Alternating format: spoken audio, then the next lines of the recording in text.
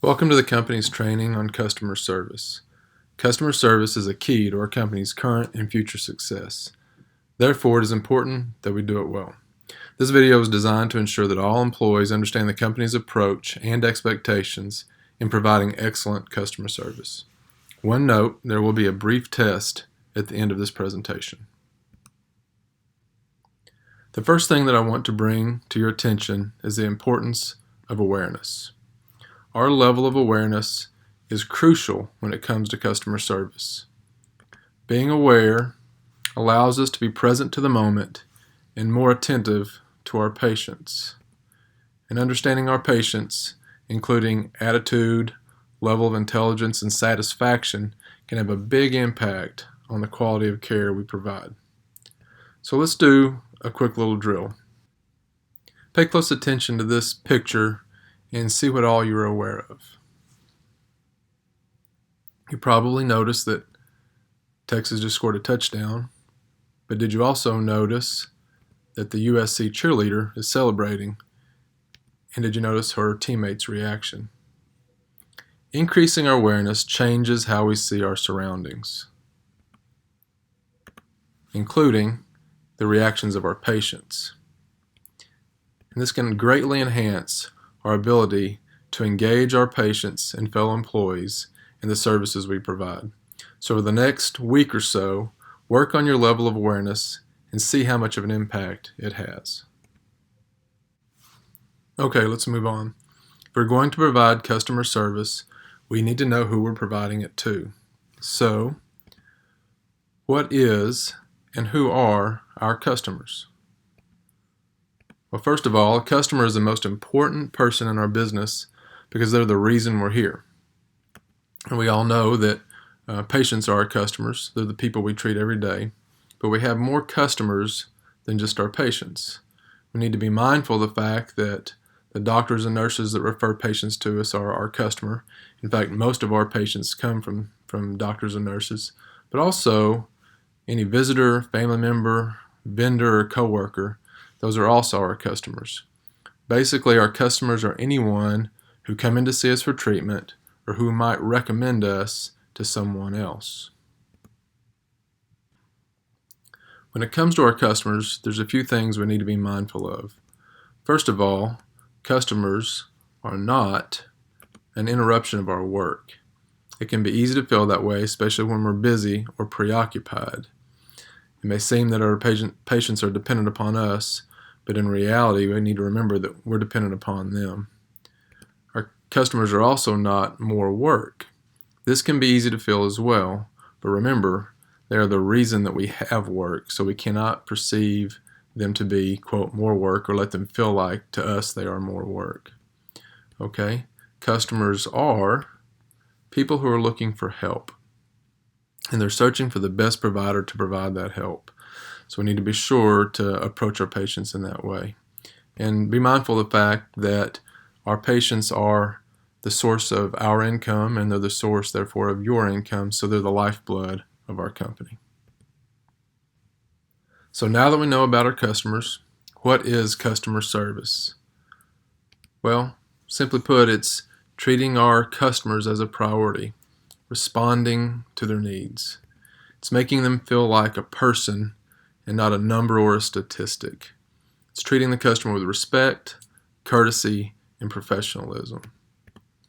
It's also using a positive attitude when dealing with our customers. Remember, nobody wants to recover in a negative environment. Here are some interesting things to know when it comes to customer service. First of all, word of mouth is the most effective marketing tool we have. It's multiple times more effective than advertising. In fact, the experts will tell you that it costs 7 times more to attract a new customer than to keep an old one. So every time we lose a customer for one reason or another, it costs a lot of money to replace them. A typical dissatisfied customer will tell 8 to 10 people, which is bad news. A satisfied customer will tell 1 to 2. That might seem a little tilted, but the good news is that a wowed customer will not only brag on you, but they'll recruit patients for you. We have many examples of previous patients bringing their family and friends to us for care because they got good care from us, and that's the best compliment that anybody could give us. The bottom line is word of mouth is the key to our company's success, and it's achieved one patient at a time. Here are some key aspects of customer service. We will discuss these briefly, including the standard of performance for each. So here are the company standards when it comes to courtesy. First of all, you welcome everybody you see. And we speak to people within 5 feet. So basically, if you could toss them your car keys, you need to speak to them. We smile at anybody who's within about 10 feet of them. So if they can see your face, they need to see a smile. We need to remember that we listen to people with our full attention, which means that your ears, your eyes, and your mind are engaged, but our mouths are not. We need to listen very attentively to people. We need to be sure to use people's names. Most of us are bad at names, so we have to work hard at it. But the reality is things like, hey dude, and what's up girlfriend, are not good ways to greet people. One of the best ways to lift someone's spirits and to connect with them is to use their name. So let's be sure that we work hard at using our patients' names. Finally, we need to cooperate with our coworkers. How you work with others says a lot about who you are. And trust me, our patients are paying attention. Well, I won't sing the song to you, but let's talk a little bit about respect. First of all, we never criticize a patient or a family member. This may seem obvious, but you'd be surprised that it does happen sometimes. Okay, do not chastise fellow employees. It's very disrespectful. Be careful about how you speak to your fellow employees in front of our patients. We need to always respect privacy and dignity. A simple way to do this, for example, is to knock before entering a patient room to let them know you're coming in. And we always exercise modesty with our patients. Always introduce yourself. Be sure to introduce yourself to, of course, the patients you're working with, but even if it's a patient that you're not working with that day, and if you have not met them, just reach out and say hello and introduce yourself. Finally, we need to never discuss confidential information about our patients in public or to any other patient. For example, there's a law that you're probably aware of called HIPAA, and that law states that we cannot discuss anything about a patient, even their full name, to anyone, including other patients. So if you're in the gym and you're working with your patient and another patient comes up and asks you a question about somebody you're working with or somebody that just left, we have to respectfully tell them that we're not allowed to share that information. Also, even when you leave the clinic and go out to your family, your friends, or in the public, you can't share anything about the patients who you've treated at the clinic. Well, as much as we hate it, the truth is we will occasionally get complaints. One thing you'll hear us say from time to time is there are no problems, there are only opportunities. If you handle a complaint well, you'll find that usually that patient becomes one of your best customers. So here's some tips on handling complaints. First of all, listen attentively. Don't interrupt. Let the person vent. Let them know that you hear what they're saying. You can occasionally reply with okay or I see to be sure that they know that. Ask a few questions. Use their words to paraphrase back what they've been telling you so that they know that you're listening to everything that they're saying. Avoid planning the comeback. If you're distracted or thinking or planning in your head as they're speaking, they'll know that you're not listening. We need to be sure that we avoid our emotions. Okay, we need to watch our personal feelings and stay objective when we're interacting with a patient. Don't jump to conclusions. Just simply listen to what they have to say without any emotions. What you'll find is that if you handle it well, you show the patient respect and listen to their complaint, often you'll gain the respect by how you handle it, and you'll turn a dissatisfied customer into a satisfied customer. What does it mean to be professional? Well, it means presenting a positive, can-do image. We will discuss attitude more in a few minutes, but being positive is an important part of being professional. It means staying educated and aware. This may be the most important part of being professional. Education helps in several ways. First of all, being educated helps you to increase your knowledge and your skill level and therefore your opportunities. But it also helps our patients. Our patients love nothing more than to have a great understanding of their condition and the treatment that we're providing them. So seek out education as much as you can. Both you and our patients will benefit from that. Avoid personal conversations with coworkers when providing customer care. This may be our biggest challenge. If you're distracted when working with a patient, you can be sure that you're losing their respect.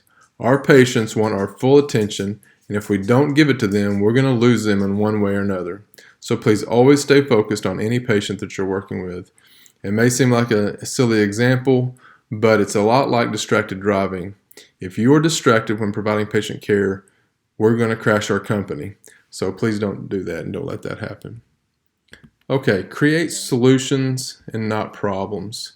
Be sure that you don't point fingers. So if something happens or somebody makes a mistake or there's an error along the way, we don't need to find somebody to blame. We simply need to reach out and fix the situation, fix the problem, and move on and not point a finger. Be sure to be open-minded to new ideas as we try to become the best version of ourselves, the best that we can be. We need to be sure that we're listening to each other, expressing our ideas, and also listening to others when they have ideas. The phone is one of the most important tools in any business, so it's important that we know how to use it. So be sure that you know how the phone works. Know how to properly answer it, know how to transfer a phone call or put somebody on hold or to check the messages. We also need to know how to handle ourselves when we're on the phone. First of all, we're always polite.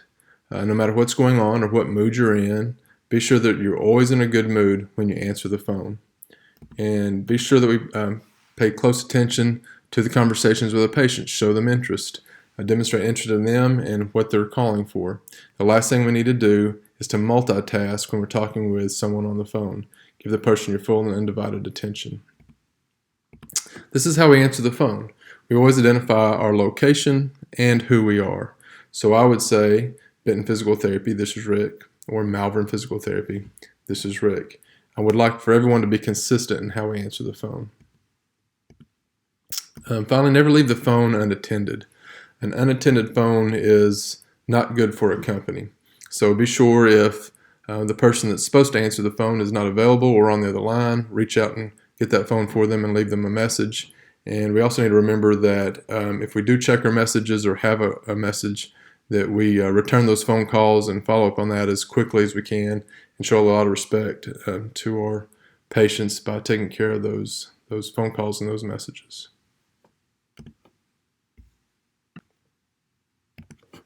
A successful coach I know reminds his players every day that attitude is everything. Here are a few things to help keep us in the right attitude. First of all, rudeness is never acceptable. I'm sure that you will never be rude to anybody as you work at one of our clinics, but if for some reason you are, rest assured you will get a meeting with one of the owners. Rudeness is never acceptable. Just be sure and thank our customers for choosing us. Remember, they do have a choice. We want to exceed our customers' expectations. We want them to come into our clinics expecting great care, and we want them to actually receive excellent care. So we apologize for any problems or inconveniences. Everybody makes mistakes, but very few people are willing to take ownership of their mistakes. So if you make a mistake, apologize, fix it, and let's move on. Always say hello and goodbye. This is a simple way to be friendly and to give people the right impression about who we are. And finally, probably the best thing you can do is to enjoy your work. Life is too short to be unhappy at work. And being happy is contagious. So enjoy what you do, and everyone will appreciate that.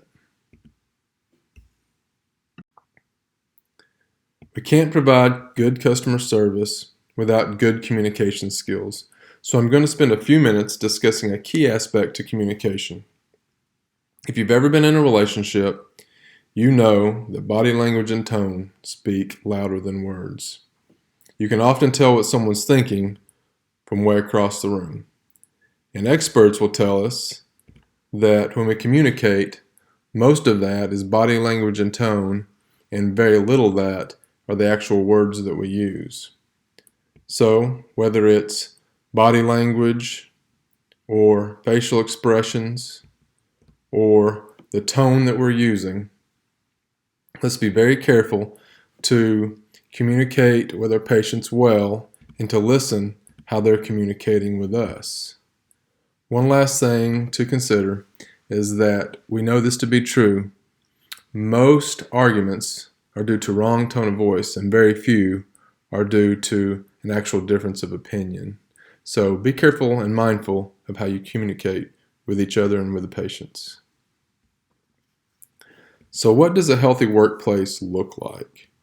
Well, probably not like this or like this. Building a healthy workplace takes, well, a lot of work. So here's some suggestions on how to help us build a healthy workplace. First of all, address concerns quickly and honestly. If you have a problem with anybody, go straight to that person, no matter who it is, and discuss that respectfully and try to work that out. If you can't work it out, then you can sit down with one of the owners. We have an open door policy for any concerns that you might have, and we're here to try to make things right. Take responsibility. If somebody has a concern with you, be open to that, and if there's something you can change, be quick to do that. That's a great thing to do. We need to be careful with sarcasm. A little bit of sarcasm is great, and cutting up and having a good time is wonderful, and we encourage that greatly because we want a happy workplace and we want to have fun with each other and with our patients. Just remember that sarcasm is a lot like salt added to food. A little bit gives a lot of flavor. Too much ruins the meal. So cut up, have a good time, but be careful about not going too far. We are a no gossip company. We do not appreciate gossip. Gossip destroys a healthy workplace, and the reason is gossip destroys trust, and trust is the foundation of all relationships. So this is a no gossip company. If you find yourself doing that, again, you will probably be having a meeting with one of the owners, so let's not go there. Finally, give people the benefit of the doubt. Assume the best in each other. This allows people to be free, and it creates a level of confidence so that they can be themselves and be the person that they're intended to be at work, and everyone will appreciate that, and that will help us create a healthy workplace. Okay, the reason you were hired by our company is because you're a good match for our company's values and personality. And knowing that you're a good fit, one of the best things that you can do is to be authentic. Remember, being positive doesn't mean faking it. It simply means putting your best side forward. So I encourage you, as you help care for our patients, to relax and to be yourself. Okay, customer service is the most important aspect of our relationship. So our relationship is a reflection of both you as an individual and us as a company. Here's a formula: quality care plus customer service equals reputation. So great care and great customer service gives a great reputation, and poor quality care and poor customer service gives a poor reputation. Okay? A good reputation leads to success, and success is good for everybody. So partner with the company and take ownership in your work, and we'll all succeed. One final note on customer service. For many of us, this profession goes beyond business. If you're like many of us, you probably got into healthcare out of a desire to help others, and trust me, you will. This is a profession that helps people heal in more ways than one. But also, like many of us, this may become as much of a calling as it is a profession. And with that, the focus will be on serving more than it will be on working. And when you serve others, you usually receive more than you give, which is a great thing. It's our hope that as you serve our patients, you will give them a great experience of healing and receive the gift of personal and professional growth. Okay, that ends our presentation on customer service. Thank you so much for being a part of our company. We look forward to being a big part of who we become in the future.